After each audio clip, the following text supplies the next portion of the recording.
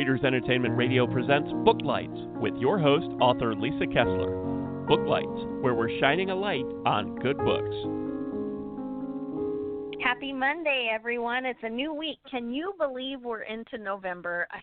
I'm stunned. I still have a little bits of Halloween, though, around my house. No worries. So I'm Lisa Kessler. I write paranormal romance. I'm your host. And today I'm very excited. We have author Craig DiLouie on, and he writes horror, dystopian. I know my Halloween authors are carrying over to November, but it's my favorite time of year. And Craig has a really amazing new book out. If you've never read him yet, I'm going to go ahead and read his bio so you can get a taste for it. But you've got to go check out his website and take a look at these books because they're all so different. So anyway, Craig DiLouie is an author of popular thrillers, apocalyptic horror, sci-fi fantasy, and his novels have been praised for their strong characters, action, and gritty realism. Each book promises an exciting experience and people that you'll care about in a world that feels real. These works have been nominated for major literary awards such as the Bram Stoker Award and Audie Award. They've been translated into multiple languages and even optioned for film. He's also a member of HWA, International Thriller Writers. I really can speak. It is Monday, though. IFWA. And you can check out his blog and more about his books on his website. I did put a link to his website right there on Blog Talk, so feel free to click that anytime and check out his blog is really incredible, too. So check out his blog and sign up for his mailing list so you don't miss the next new book. So without further ado, Craig, are you there? Yes. Hi, Lisa. Thanks for having me back on. Hi. I'm so glad you could come back on. I tell so many people about your vampire book, the Stuff for the Children book.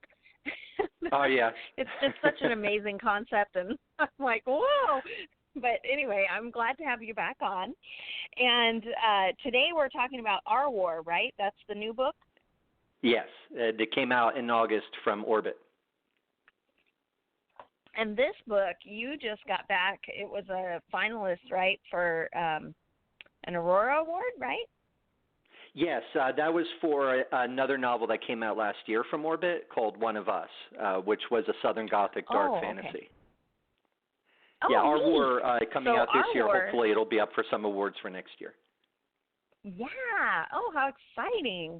Well, tell us about the book. Why should everybody run out and grab it today? Well, Our War is it's a dystopian thriller. It's about a brother and sister forced to fight on opposite sides of a second American Civil War. So thematically, it's about tribalization and polarization in American politics and the extreme of where that might take us. And it's a dystopia in that it provides a warning of these are the kind of things that might happen if the current trajectory in American politics goes to its extreme conclusion. And and it came, like I said, it came out from Orbit in August, and it's gotten some terrific reviews and a great response from readers, and I'm really proud of it. Yeah, it sounds incredible. And our heroine of the book, she's only a kid, right? Right. There are five major characters, and 3 of them are adults and 2 of them are young. And the reason why I did that for 2 reasons. One, I wanted to show that the real victims in a war are the innocent, especially Civil War. The war imagined in the novel is less like the American Civil War in the 1860s and more like the Bosnian War in the 90s, where you had not states fighting over common cause economic issues like and moral issues like slavery. They're fighting more cultural war, and with a president who's impeached but refuses to leave office being the catalyst. So it's more red versus blue, not by state, but more by county, where you have city versus country fighting. And so it looks a lot more like the Bosnian War. So in a civil war like that, everybody fights and nobody wins, and the real victims are the innocent. And so the 2 two of the protagonists are brother and sister. They end up orphaned and sort of taken in by opposing militias and end up becoming child soldiers. And so to them, they provide an innocent perspective for the reader where these kids don't care about the politics, but they end up finding their cause with the different militias, which is more having to do with family and belonging and believing in something bigger than themselves. And ultimately, they come to become obviously disillusioned with that because the war is all-consuming and evil in itself. And so they end up fighting for each other and ultimately themselves. Wow. When you set out to write the book, did you know what the ending would be? I would think writing a book like that would make it tough to, having the kids on opposite sides. Did you have that figured out ahead of time, or did you figure it out as you went? Well, I'm a plotter, although I don't think it's possible for someone to be 100% plotter. You have to. There is an organic discovery process between the plot points that you set up. And so our war was, so my answer to you is yes, I did plot it out. I did know where I was going. I had all the major plot points figured out, and then I had the character arcs for the individual characters also figured out. And then everything else in between those points in the story was organic and a discovery process. And it ended up changing. It's a living document, your outline. And so you end up changing your plot points as you go along. But the ending was fairly fixed. I knew exactly where I wanted to end it and thematically what kind of note I wanted to end the story on. Right. Did you, without spoilers, can you tell us what was your biggest surprise writing that? Wow. What was my biggest surprise? That's a really tough one. I'm actually not sure. I felt very comfortable with the material. I do so much research before the book comes before I start writing that I really know where I'm going, and I'm really immersed in the people because I have the character arcs. I know exactly who they are and what they want and how they need to change. And then with the plot, I'd say my biggest surprise came after the book was published. I made a huge effort to keep myself as the author out of the story. I have very strong political beliefs, but I didn't think anybody would be particularly interested in them other than my friends. I didn't want to sermonize or any with this, and so I wanted to present a story and let the characters speak for themselves. And it provides a palette of views from left wing to center to right wing, and everybody gets their say. And I have a lot of readers have come to me and said, well, they felt it was very fair, and that I did keep myself out of the story, and I was really gratified about that. But I did, when you write something that is fair, but there is one thing that upsets someone's mythology, especially if it's a treasured mythology, they're going to get upset about it, and so I kind of expected a few more people to get upset, and they didn't. And so I was really gratified by that they understood what my intent was as the author, that I wasn't trying to, demonize one side or the other, or even do a centrist pox on both your houses kind of stance. I just present a war. What if a civil war happened here? What would it look like? That was my question as the author. And that's what the story set out to do, and readers took it that way and made them think and made them feel something. And so for me, that was really gratifying and what my overall intent was. Nice. And I was telling you before the show started that I live in America, so I'm living it right now, and it's a very terrifying concept to me about this, that a president would be impeached and not leave, and there would be a civil war, and that never seemed like it could possibly be real. And yet nowadays, when you started out with the book, did it seem, way far out there? It seemed something that could happen. There was there was talk even then about civil war while I was writing the book, like what would a civil war look like in the U.S.? And I said, okay, well, how would that happen? Okay, well, let's say a president was impeached and he or she refused to leave office, and that's an instant constitutional crisis that could be a catalyst for a civil war if there were opposing forces willing to commit violence toward that end. So while I was writing the book, that was back in 2017, and back then it felt prescient, but now it feels that it's out. It feels torn from today's headlines in a scary way, actually. Right. Where you have a president who's impeached, who refuses to leave office, and there's speculation about whether Trump might refuse to leave office if he were impeached and convicted by the Senate. There was a respected publication, I think it was Foreign Policy or Foreign Affairs, was speculating on this very thing. What if he refuses to go? What are the mechanisms in place to remove him? And then you have so it's taken very seriously by establishment publications like mainstream media. And then you have right-wing militias tweeting this impeachment process is a soft coup by the deep state, the exact language that's used in my book, and we are planning to resist. And even Trump himself indirectly threatened civil war if the impeachment process continued. Right. And so he's like not even recognizing the legitimacy of Congress in the process. So it's a dangerous situation that back then seemed, good dystopia. Back in 2017 when I was writing it, somebody might make like, oh, that would make a great story. And now it's kind of like, oh, okay, you're describing things that are the trajectory we're actually on right now, using even some of the exact language some of the players are using. That's kind of scary. And so So what do I believe? Honestly, I guess I might sell more books if I was like, "Ooh, yeah, this is gonna, watch out."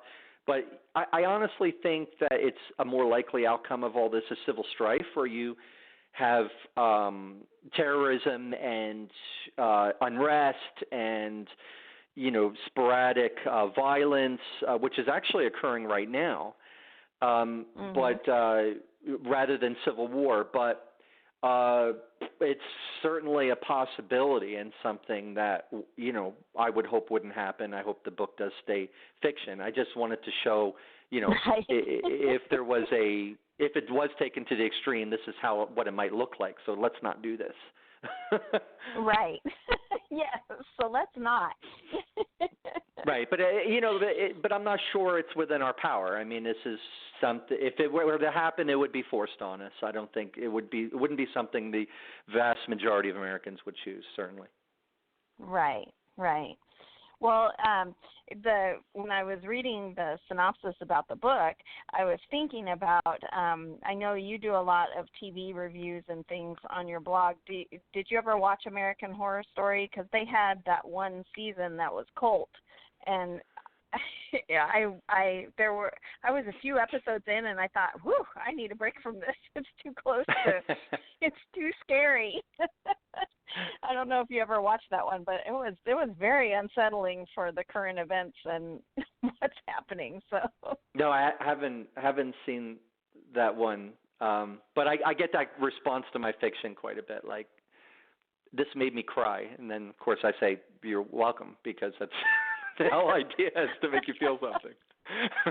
Yes, the whole point of fiction is to make you feel something. Yeah, absolutely. So what's next for you? Are you already writing your next book? Yes, I actually I turned it in a month ago to my wonderful editor, Bradley Engler at Orbit, and it's a horror novel. And speaking of cults, it's about the survivors of an apocalyptic cult's horrifying last days. They grew up in this cult. They're adults now, and they end up they come together to confront their past and the entity that appeared on the final night. And so thematically it's about faith and belonging and memory and trauma. And I guess as far as a log line, it would be it might be described as Netflix's The Haunting of Hill House meets the Jonestown Massacre. So it's oh wow. Yeah. So speaking of emotionally powerful, it is.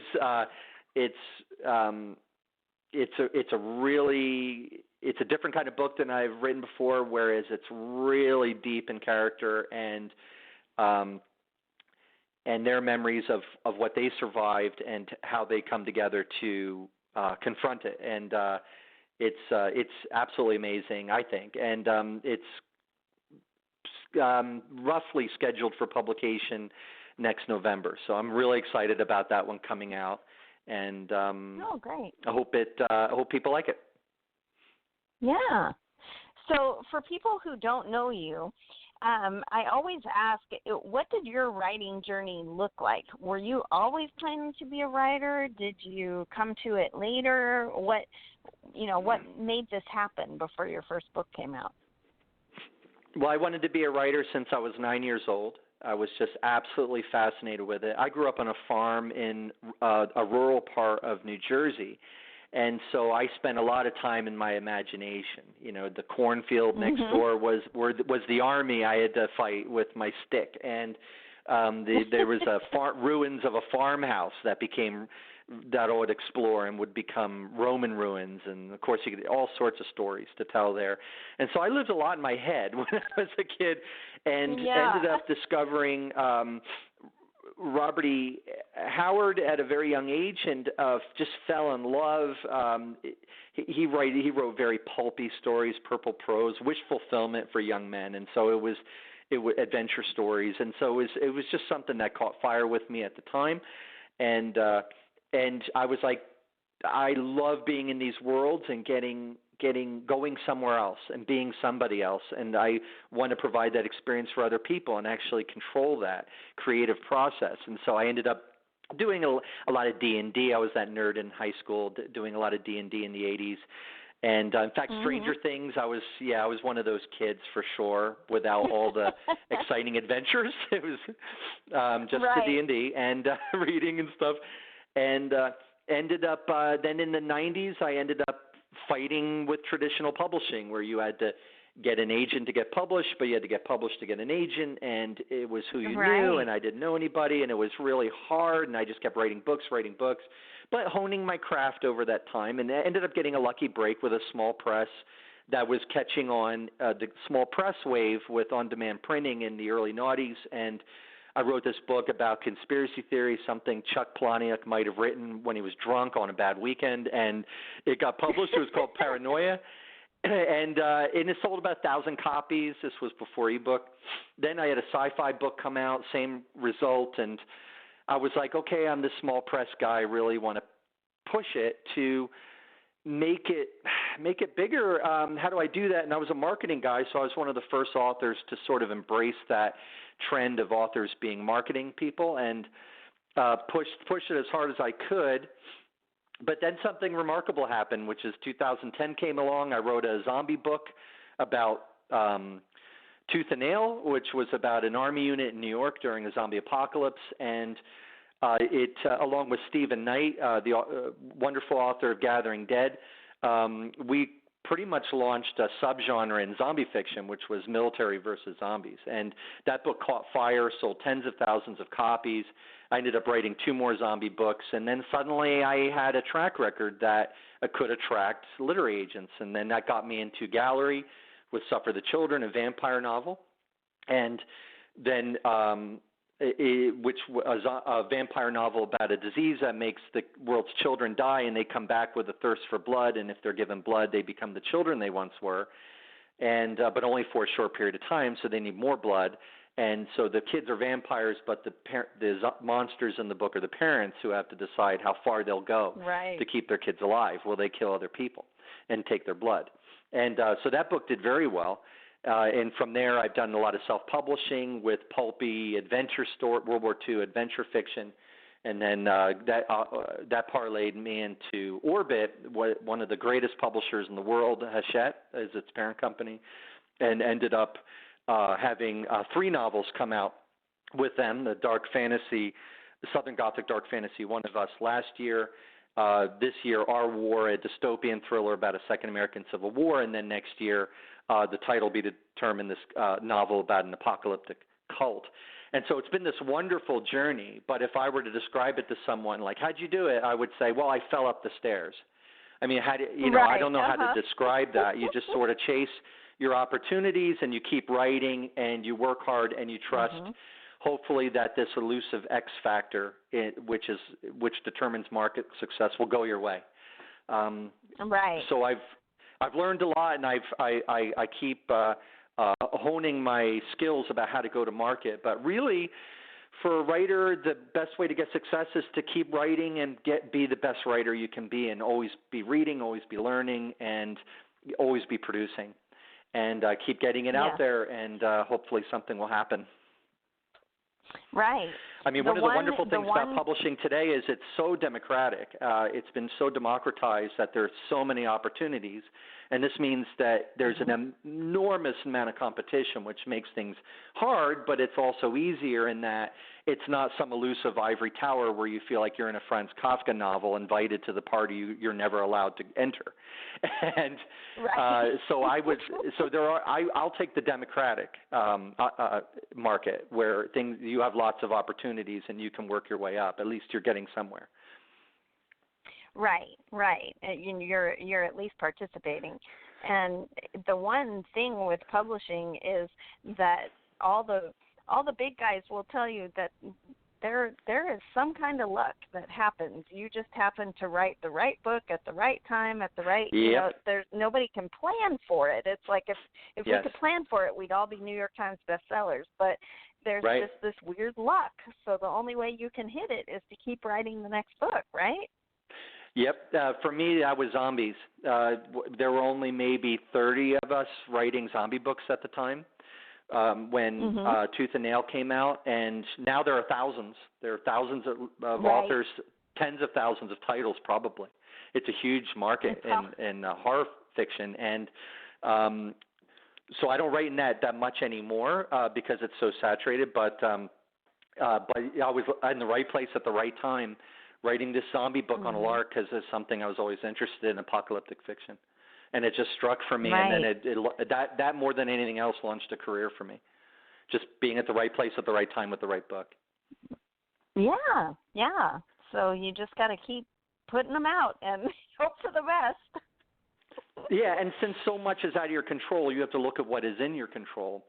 And the greatest thing that's in your control is the quality of your product. Are you writing a good book? And so I would say, authors should always be honing their craft and learning and writing a better book being a better writer than they were last year, and acknowledging they're not as good a writer as they'll be next year.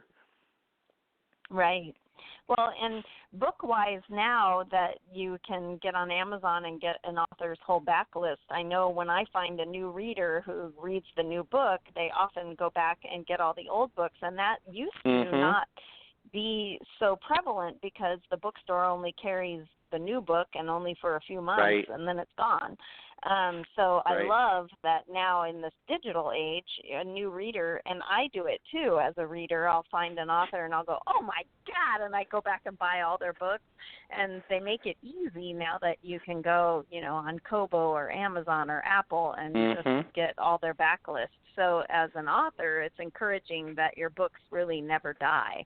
They're, readers are still discovering them.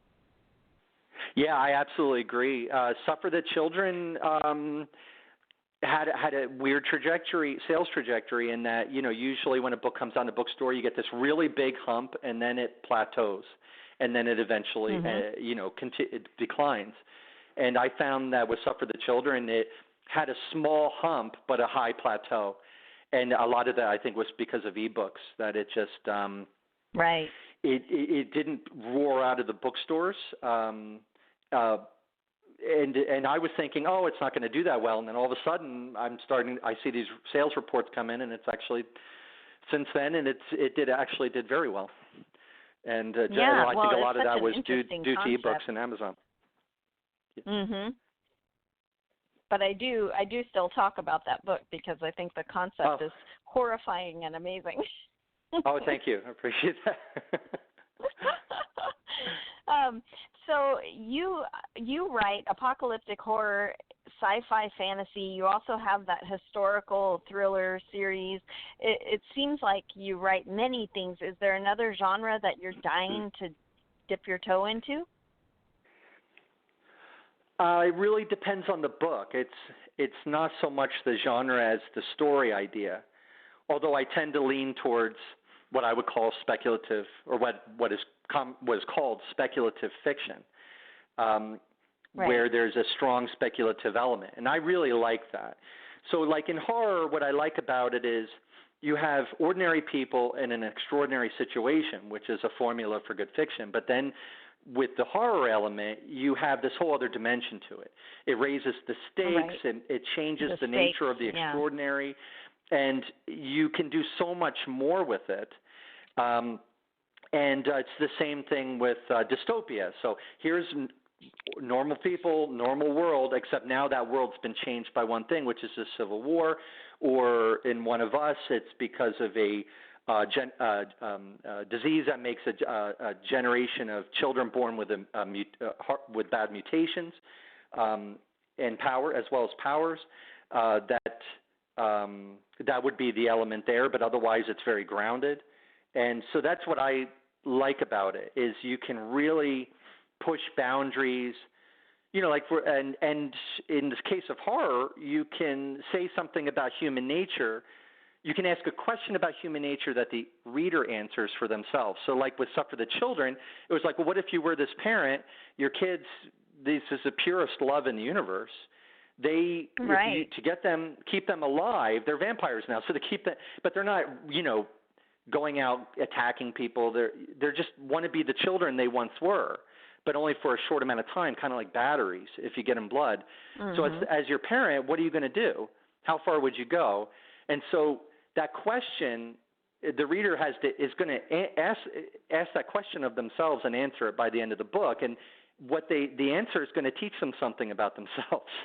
And so one of the things about great fiction, or especially horror fiction, is it can hold up that mirror to the soul, right? And and I think that's what makes that book work. And it also is one of the reasons why I love that genre so much, is that thematically you can really explore through the horror element, human nature, society, all of it. Right, and the having the high stakes is, for me as a writer, I always have a paranormal element in the book, and I need that because for me as a writer, I love the stakes to be giant. Yeah, absolutely. The world could end if you open it's exciting. It's thrilling to the soul. Yeah. Right.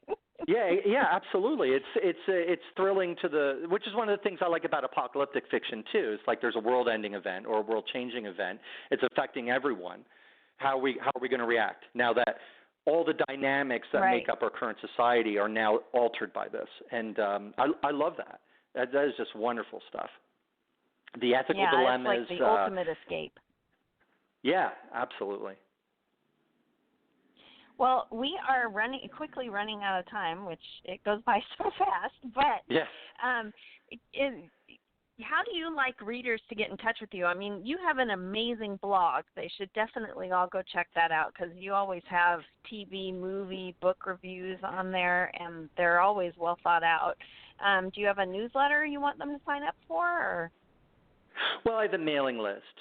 So my policy is I won't bug you unless I have a new book out, and because we get so much mail.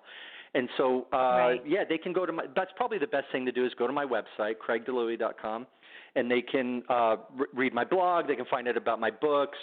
And the great thing about my blog is even if they're like, I'm going to pass on your books, Craig, they'll still find something that they like. A lot of other books I've reviewed, a lot of movies and TV shows and so on. There's lots of great genre stuff on there. And then they can also connect to me from that website. I'm on Twitter and Facebook. I'm on Goodreads and Amazon. And so hopefully they'll come by and say hello and also sign up for the mailing list if they're interested in my future fiction. And yeah, that's it. That would probably be the best way to reach me. Yeah. And I love hearing from readers. So like, I really hope your readers, take that to heart. If you like a book, always reach out to the author. Definitely. You never know. It could help us finish a book today. Yes. Yeah, you'll make their day. Yeah. Well, thanks so much for being here. It was great to have you back on, and good luck with the new book. I can't wait to read it. Thank you so much, Lisa. Thanks for joining us on Booklights. Be sure to connect with us at www.readersentertainment.com for articles, blogs, videos, and podcasts that matter to readers. The Hollywood Reporter is your ultimate source for awards race news this fall. Go to thr.com to keep up with this award season's expert predictions from executive editor Scott Feinberg, and tune into the Hollywood Reporter's Awards Chatter podcast for exclusive interviews with the biggest names in showbiz. Stay in the loop with daily newsletters providing real-time updates on all the awards action. Subscribe to thr.com for full access to the Hollywood Reporter and never miss a moment of this fall awards season. Visit thr.com today. It's time for today's Lucky Land horoscope with Victoria Cash. Life's gotten mundane, so shake up the daily routine and be adventurous with a trip to Lucky Land. You know what they say, your chance to win starts with a spin. So go to LuckyLandSlots.com to play over 100 social casino-style games for free for your chance to redeem some serious prizes. Get lucky today at LuckyLandSlots.com. No purchase necessary. VGW Group. Void where prohibited by law. 18+. Terms and conditions apply.